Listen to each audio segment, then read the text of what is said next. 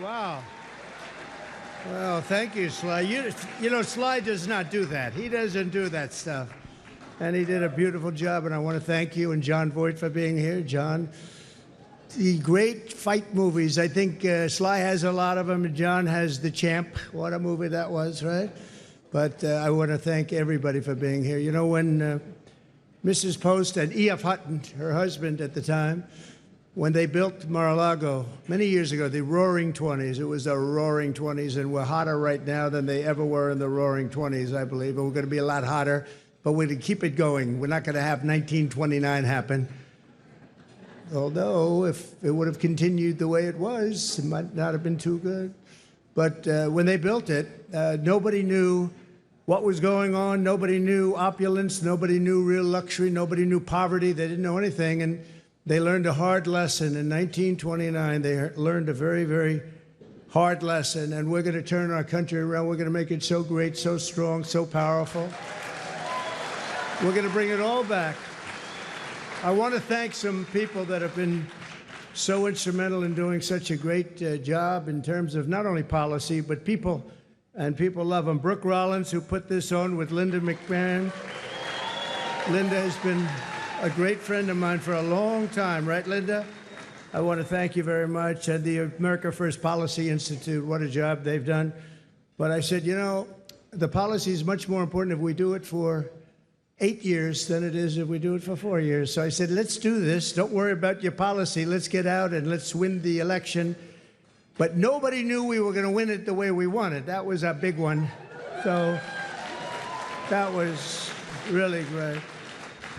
And Javier, I'd like to congratulate you on the job you've done for Argentina. Your speech was beautiful, but the job you've done is incredible. Make Argentina great again. You know, MAGA. He's a MAGA person. And you know, he's doing that. He's actually doing that. Just happens to work with EA. That one we don't have to worry about. It doesn't work so well with other countries, but you know what? I think your numbers are working also. You've done a fantastic job in a very short period of time. It's an honor to have you here. That's really great. Thank you. Also, Speaker Mike Johnson, wherever you may be, Mike, in this very big and crowded room. Thank you, Mike. I went yesterday, just in case, I said, look, I want to tell you I'm behind this man 100%, and he got 100% of the vote from Republicans. Are you sure? You sure, huh? No, he's doing a great job. Nothing easy. We actually had one little period, about 4 weeks, where we had a majority of 1. That was not pretty, right? And you handled it beautifully. He just kept that stiff upper lip. But he's doing a really good job, and that was a great vote you got yesterday. Totally unanimous vote. Congratulations, Mike. That's beautiful. Members of Congress, all of whom voted for Mike, and they've been my friends. It's just a small group, but we have a lot of them outside, and we have a lot of them coming over the weekend. Byron Donalds, the star. Where's Byron? Byron, what a star. What a star. Thank you, Byron. Ronnie Jackson, Doc Ronnie, He's been a lot of things. He was my doctor. He was a great admiral, you know, highly respected admiral, great doctor at the White House, and now he's a very popular congressman. He won by 48 points. That's pretty good. Of course, it was a very, very Trumpy district, but he won by 48 points. But when he was a doctor, they asked him the question, the fake news, which is here. Look, wow, that's a lot. That's a lot. We invited him, and they said, can we come in? I said, we have nothing to hide as Republicans, right? We have nothing to hide. But they asked Ronnie, they asked the doctor, he was up in the podium, who's the healthiest? Because he was the doctor for Barack Hussein Obama, Donald Trump, and he was the doctor for Bush also. They said, who's the healthiest of them all? He said, without question, it's Donald Trump. And I said, I like that guy. I said, I like that guy. And he's doing great. Jason Smith is here, a great, great congressman. Wesley Hunt, wow. And Mike Waltz, who's going to be doing a little other work for us in the very near future. We just nominated him, and he's going to be doing a great job in the administration. And I promised Mike that I wouldn't be taking too many more before we start counting the votes, okay? He said, please, could you slow down a little bit? I just like the people in Congress, Mike. I'm sorry. But no, don't worry about it, Mike. Just relax. Just relax. We have a man who has a seriously high IQ. You know, I'm a person that believes in high IQs, and his is about as high as they get. He launched a rocket 3 weeks ago, and then he went to Pennsylvania to campaign because he considered this more important than launching rockets that cost billions of dollars. Elon Musk. Elon.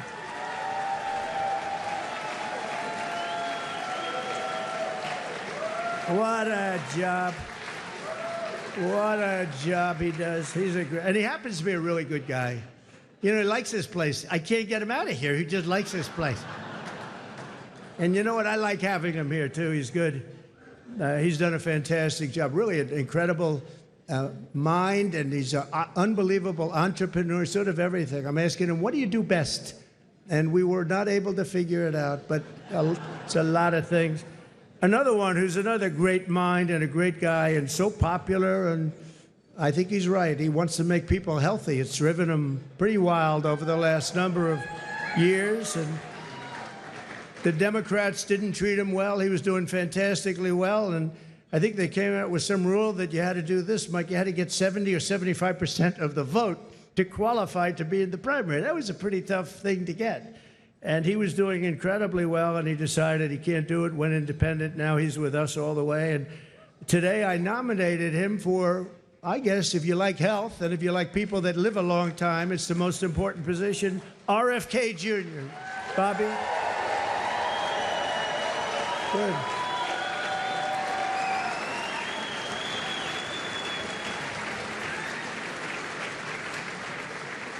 And I just looked at the news reports. People like you, Bobby. Don't get too popular, Bobby. Oh. You know, you've reached about the level. Now, we want you to come up with things and ideas and what you've been talking about for a long time, and I think you're going to do some unbelievable thing. Nobody's going to be able to do it like you, and boy, does he feel it in his heart. So congratulations also to your family. And a woman who was a Democrat and was an independent, she went independent, and last week she said, I want to be a Republican because this is what I stand for. And I've always admired her, and I've admired her because she was loaded up with common sense, and it's all about common sense. I mean, we're conservative in this room, but we can understand the other side, but what we really are is people with common sense. And I think that's why we won with the numbers that we won by. Tulsi Gabbard. Thank you, Tulsi. Great common sense. And you have Vivek Ramaswamy. It's taken people a long time, and now that name is emblazoned into their brain. But Vivek, wherever you may be, where are you, Vivek? Thank you, Vivek. Good. He's working with Elon on efficiency. They're working on efficiency, among other things, and they're going to be saving a lot of money and making our country stronger and better. And they'll be coming out with individual reports, but a big one toward the end. And you put those two together, it's going to be really great. So we look forward to seeing it, working with Elon, and that'll be a great experience. You're going to learn something from Elon, I think, right?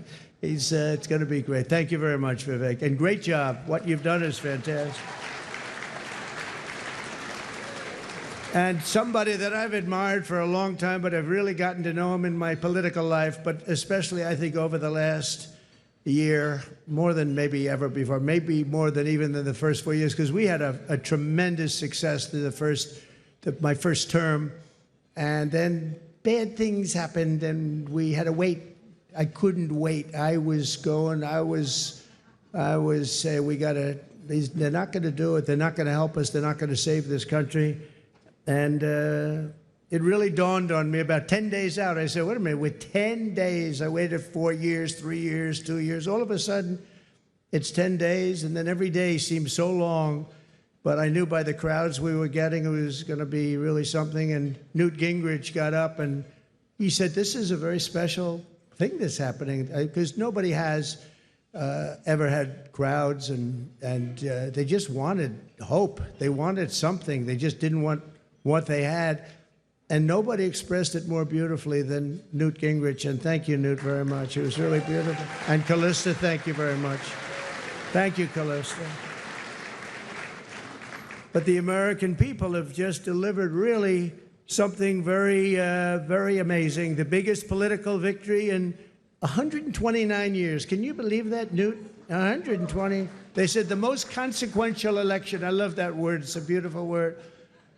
Most consequential election in the last 129 years. Wow, that's something. So we swept all swing states. We won the popular vote. Oh, I love that. You know, in the last one, in my first term, they said he won the election, but they always followed by he didn't win the popular vote. That's what they say. I don't even know is it true or not. Who knows? But they would say he didn't win the popular vote, and we won the popular vote by records now. Nobody can say that anymore about us. Nobody can say that because we won the popular vote. And I didn't win it. The people won it. The great people of our country won the popular vote, and that's what they wanted. And this was something really special. Won the White House, recaptured the Senate, and now, as of today, recaptured the House. Thank you very much, Congressman.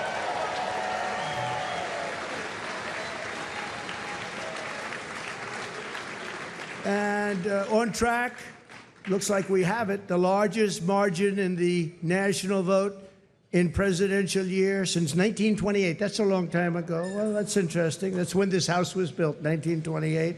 It took a lot of years, but that was when it was completed. And something that I just read here, and I saw from one of our friends from the news, from the media, we won, I didn't know this, we won 49 out of 50 states, shifted toward the GOP significantly. That's a big number. So we won the largest share of black and Hispanic votes of any Republican in the history of our country, recorded history of our country. So we won, think of that. We won the largest share of black and Hispanic voters. That's so incredible. They're unbelievable people. We respect them. We admire them. They've been through a lot. And they like us, and it wasn't easy. It wasn't easy, but if you take a look at the border of Texas, the governor called me, Greg Abbott, who's a great guy, called me up. He said, you won every single town on the border, and these towns were always blue. They were a dark, strong blue, and we won every single town up and down the border in Texas. We won with married women. What about unmarried women? What happened to unmarried women? We won with married women. We won half of all ages. Think of that. More than 50% of the 18 to 29-year-olds, the highest in many decades, the highest number. And again, it really has to do with common sense. You know, people don't want men playing in women's sports, right? They don't want it. They don't want it. You know, I said that during the last few weeks, I was very heavy on the common sense things, like they want a border. They want people to come into our country. They do. They don't want to have exclusion, but they want to come in legally through a system. They don't want them coming in through prisons and through where you dump a prison from countries all over the world, dumping prisons into our country. The prisoners dumped into our country by the millions. They don't want that. They don't want all of the kind of things that they don't want drug dealers. They don't want gang members. They don't want people that are causing trouble. They don't want people that the country doesn't want. And they had I would say a truth, Elon would say an X, but it came out and it had 12 different things, and it went down a list of things, and part of it was that the cartels were bringing in drugs. They don't want them at stopping. Wait till you see the numbers that are going to be released. In 2 days, things happened to our country. This is 2 days as of 3 days ago, but things are happening to our country that we didn't see happening for years. The caravans on the way up, 35,000 people, they're breaking up. They're breaking up. They're not making the journey. And we had 3 or 4 of the highest, I guess almost every single day we set new records in the stock market. We set new records economically. We're doing great. Now, the only thing is, Mr. Speaker, I think it's important, maybe you should pass a bill. You have to start my term from November 5th, okay? Or November 6th if you want. November 5th, because the market's gone through the roof. enthusiasm's doubled. It's doubled in the last short while. And I watched a liberal commentator say, you know, whether you like him or not, there seems to be a beautiful light shining over our country and even over the world. I said, this guy didn't say that. But we have to defeat inflation, and while inflation's down, the costs are way too high. And when I went around, I heard something that was very interesting, the word grocery. It's sort of such a strange and simple and nice word. You know, I'm going out for groceries today. They talked about that more than any other item. The groceries are too high. And when you think about it, that's a very bad thing.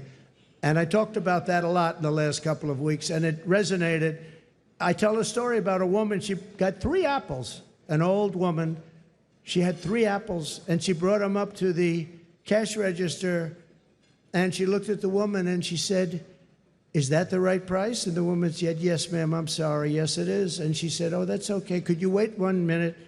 And she took one of the 3 apples, and she brought it back to the refrigeration, and she came back gently up to the cash register, and she paid for 2 apples instead of 3. That should not be happening in our country. That should not be happening here. It's not going to happen here. We're going to make it a much different place. We're going to slash energy costs. We're going to get your energy bills in half, and that's going to bring down the costs, generally speaking. And we're going to have a whole new. We have a big announcement, and I won't tell you the name of his, the exact name. I think he's an incredible person. Got an unbelievably wonderful wife named Catherine. So I won't tell you his name. Might be something like Burgum. He's from North Dakota. He's going to be announced tomorrow for a very big position. So everybody's waiting. There he is. Hi, Doug. He's going to be announced tomorrow, and we have somebody else that's probably coming up with him to be announced, who's a big one. And we're going to do things with energy and with land, interior, that is going to be incredible. And so I look forward to doing the formal announcement, although this is a pretty big announcement right now. Actually, he's going to head the Department of Interior, and he's going to be fantastic. All right? Good, Doug. Congratulations, Catherine. But we'll make the formal announcement tomorrow. All right? We're going to reduce regulation, waste, fraud, and inefficiency, and these 2 guys are going to find a lot of it. We're going to clean out the corrupt, broken, and failing bureaucracies, and that's what we're going to be doing. And we're going to stop child sexual mutilation. We're going to stop it because it's time. It's time. It's time, and it's not right what's going on. It is mutilation, and it's not going to happen. We have to stop it. We have to get back to a great country with low taxes and strong military. We're going to fix our military. We did it once. Now we're going to have to do it again. We didn't know a big chunk of it was going to be given to Afghanistan.